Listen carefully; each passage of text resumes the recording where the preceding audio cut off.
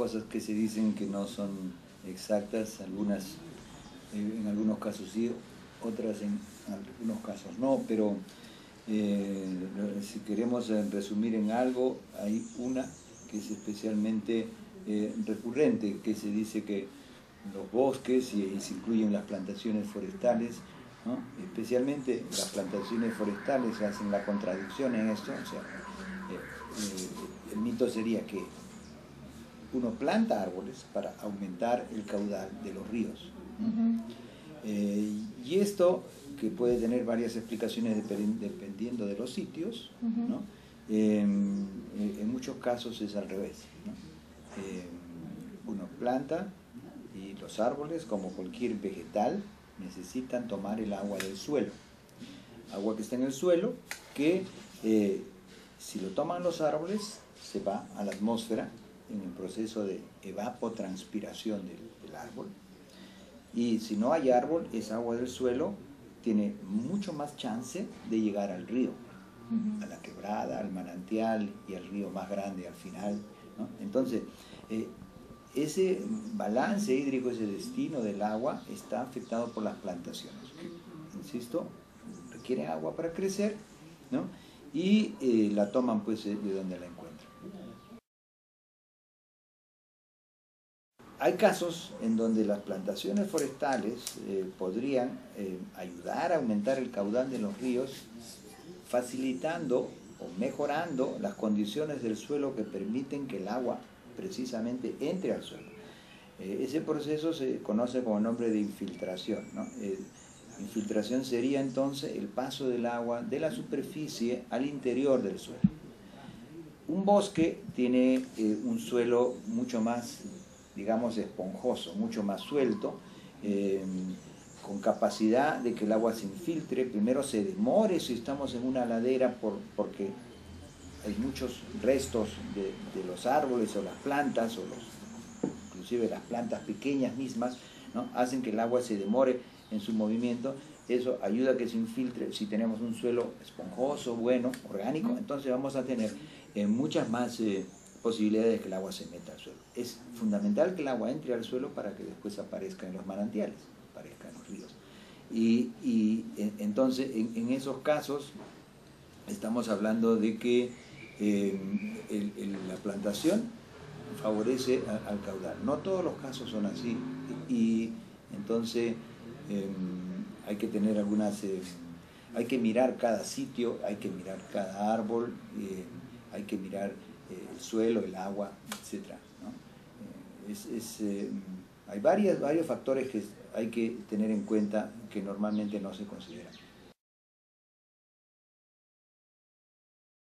En general, como decía, es mejor mirar qué había antes en esas zonas y plantarlas, porque la zona y la especie pues han coevolucionado juntas, como se dice, y la especie está acostumbrada al sitio. Luego hay métodos también para mirar qué plantas pueden, por las condiciones del sitio, suelos y clima, ¿no? ¿Qué plantas pueden ir mejor? Hay métodos técnicos, silviculturales, diagramas que ve todos estos factores para ver cómo se comportan pues, las variables climáticas elementales en un sitio, y si este comportamiento es igual en otro sitio, aunque la planta no sea de ahí, a priori uno tiene una buena opción. Y luego escoger las plantaciones, las procedencias, las calidades de las plantas. En muchos casos solamente se colectan semillas y se planta sin hacer un análisis desde ese inicio de la plantación. Entonces las cosas no salen bien. Pero entonces en casos de poca agua hay que ver plantas que resistan esas condiciones, ¿no?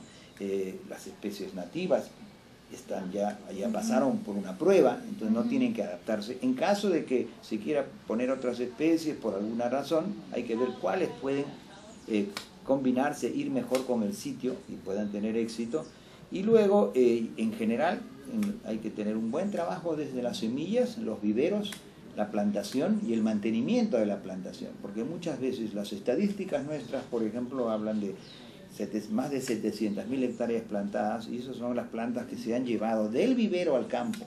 Pero uno va a ver muchos de esos trabajos y las plantas ya se han muerto. Se las han comido los animales, se mueren porque, bueno, están mal plantadas.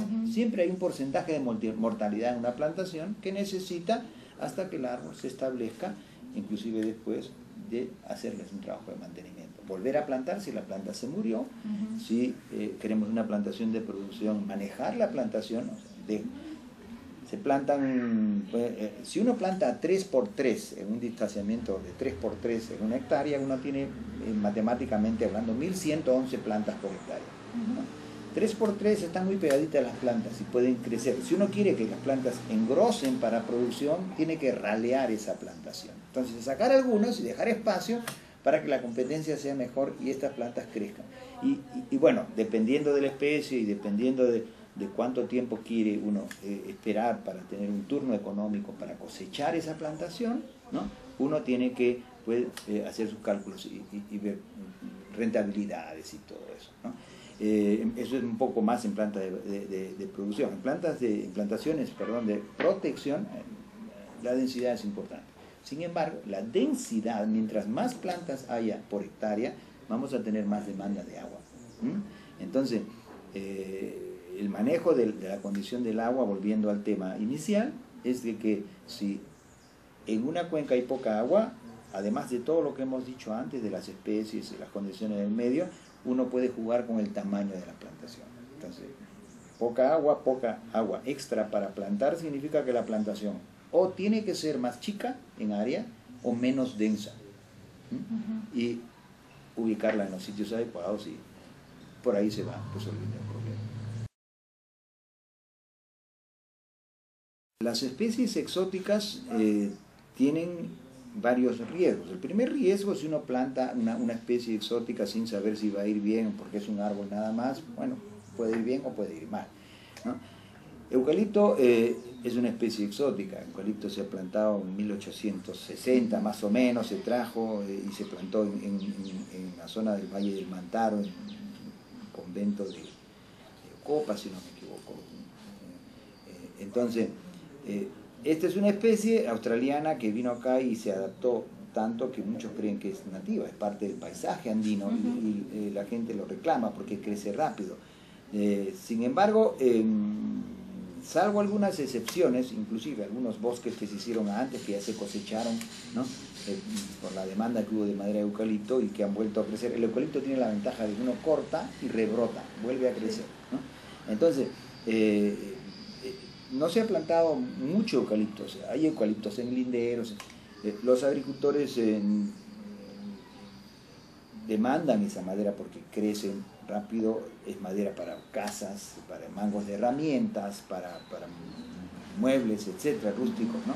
Entonces, las otras especies demoran más en crecer y por eso les gusta. Pero, como digo, si se plantan en sitios pequeños,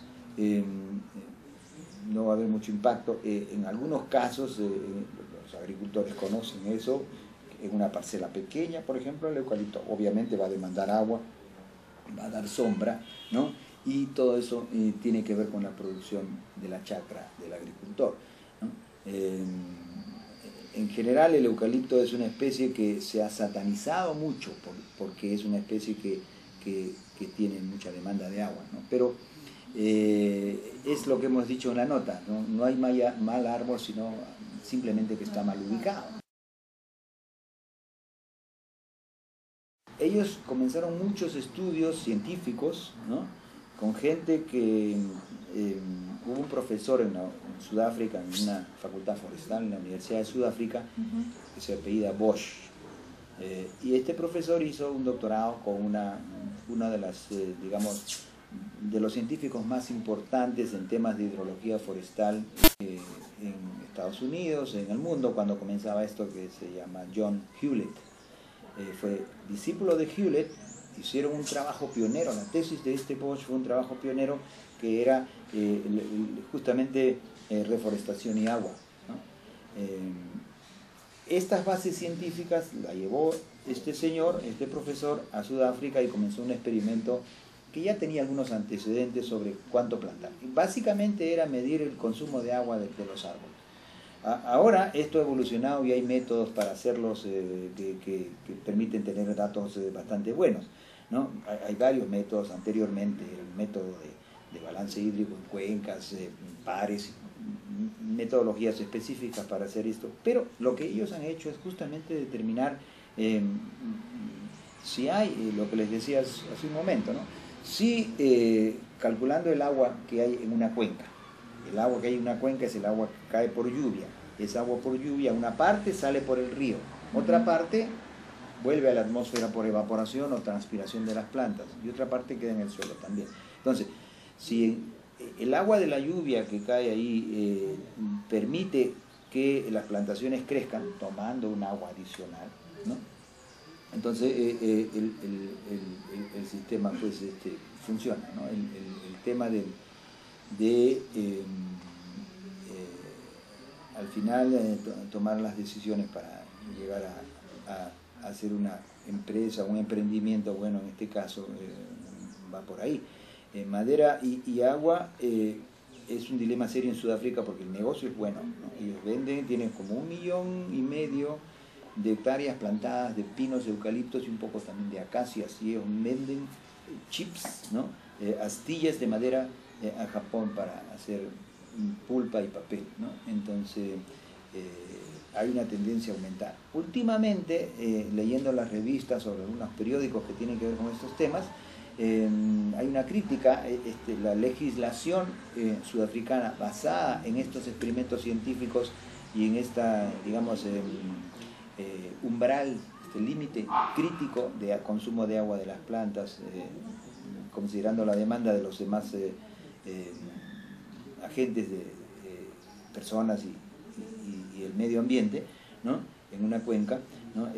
Este asunto tiene pues, bastante tiempo y las conclusiones han sido simplemente si hay si se baja el caudal del río por debajo de un límite crítico que complique la vida de la gente, se reduce el área de la plantación o se reduce su densidad, considerando el crecimiento de la plantación, incremento medio anual. Hay algunas fórmulas que ellos han trabajado, que son fórmulas que se conocen entre los forestales, ¿no? Para dividir los Andes en dos partes, o de dos maneras, norte y sur, norte más húmedo, sur más seco, y también este-oeste, ¿no? La vertiente oriental de los Andes es muy seca, la vertiente que mira hacia el Atlántico, la que drena por el Amazonas, es mucho más húmeda. Entonces, ahí hay que escoger sitio, ¿no? Tanto norte-sur como este-oeste hay variantes y hay que mirar eso. Y eso es la zonificación que es imprescindible hacer para ver dónde plantar, cuánto plantar, ¿no? Con qué propósitos. Se está hablando mucho de las regiones, de las provincias inclusive, ahí hay el Ministerio del Ambiente tiene una oficina que se está encargando muy bien de esto ahora, de ordenamiento territorial y zonificación económica, que tiene pues muchos propósitos, no solamente es el asunto de plantaciones, pero dentro de ese criterio, de esos conceptos que no son nuevos, el nombre es nuevo, los conceptos son antiguos, tenemos un reglamento de clasificación de tierras por capacidad de uso mayor, se llama así, de los 70s, que se hizo para la reforma agraria, y luego ahora el 2009 se ha ratificado, se ha mejorado un poquito, se ha cambiado algunas cosas, se ha hecho algunas subdivisiones, conceptualmente no ha variado mucho. Entonces eso existe ya, y ese reglamento está vigente. Con el nombre nuevo es el mismo concepto. Entonces eso nos diría, teóricamente, dónde plantar y dónde no. Los mapas que han salido de esas zonificaciones que se han hecho eran mapas en escala 1 a 1 millón, ¿no? Entonces alcanzan en esta pared más o menos un cuarto de pared es un mapa, pero eso no nos ayuda mucho para los detalles, ¿no? O sea, necesitamos trabajos que están haciendo ahora, como le llaman, de microzonificación, y que pues pueden hacer ver haciendo el trabajo correcto, con mucho trabajo de campo, por supuesto la tecnología moderna ayuda mucho, imágenes de satélite, todo eso, pero el trabajo de campo es necesario, datos hidrometeorológicos son necesarios, no hay muchos datos, entonces hay bastante por hacer, ¿no? La zonificación está trabajándose con buena voluntad y con gente, creo que debería tener una mejor resolución espacial, o sea, bajar la escala de esto para mirar las cosas mejor y tener quizás, difundir mejor algunas de estas cosas, aprender de las experiencias buenas, etc. Bueno, sí, las condiciones que hemos hablado es básicamente saber dónde hacerlo. Esto es la zonificación con todos sus insumos, sus aportes, sus datos hidrometeorológicos, de suelos, etcétera, conocer la especie, ¿no? Seleccionarla bien, trabajar bien desde la semilla, ¿no? Hacer un seguimiento de la plantación, un mantenimiento, coordinar con las poblaciones locales para que esto no sea pues un impacto y que ellos sepan que se pueden beneficiar de estas plantaciones, que pueden ser también pequeños lotes de plantaciones privadas, ¿no? No solamente tienen que ser enormes emprendimientos de empresas. En Estados Unidos la demanda de madera se atiende por lo que se llama woodlots, que son lotes de madera, parcelas de madera, propietarios que tienen pues ranchos y que tienen parte de bosques y que venden esa madera y que tienen planes de manejo, que van extrayendo lo que el árbol o el bosque crece, ¿no? Sin cortarlo todo, y de esa manera pues tienen un ingreso también. El tema de acá con comunidades y algunos conflictos de propiedad a veces dificulta eso, pero los campesinos también tienen sus propios arbolitos en sus chacras, en sus laderas o las comunidades que sirven como caja chica a veces, ¿no? Vender un árbol en pie, un eucalipto grande, pues puede servirle para tener un ingreso, ¿no? Así como tienen ganado también. Entonces, maneras de plantar, cosas, temas a tener en cuenta, pues hay estos que les he mencionado y que tienen que llegar hasta la parte de qué se hace con la plantación, para qué sirve, se vende o se mantiene. Los servicios ambientales de las plantaciones forestales también tienen todo un tema para conversar, ¿no? Que no son tan simples de tratar, ¿no? O sea, volvemos al tema de los mitos ahí, ¿no? Es decir, no simple plantar significa pues que va a aumentar el agua del río, ¿no?